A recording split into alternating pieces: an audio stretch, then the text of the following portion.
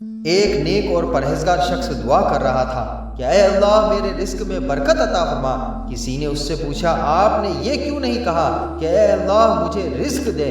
اس نے نہایت ہی حکمت اور بصیرت کے ساتھ جواب دیا کہ اے دوست، اللہ ہر جاندار کے رزق کو پہلے ہی مقرر کر چکا ہے، لیکن میں اس رزق میں برکت مانگ رہا ہوں۔ برکت اللہ کی ایک خفیہ فوج ہے، وہ جس کے لیے چاہے بھیج دیتا ہے۔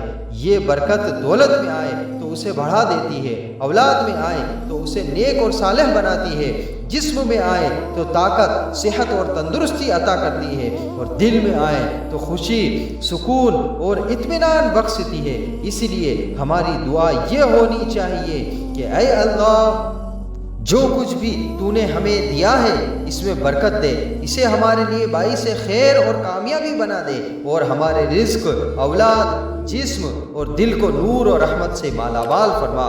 یہ دعا نہ صرف رزق کی طلب ہے بلکہ زندگی کی ہر نعمت میں اللہ کی برکت اور سکون مانگنے کی بہترین صورت ہے۔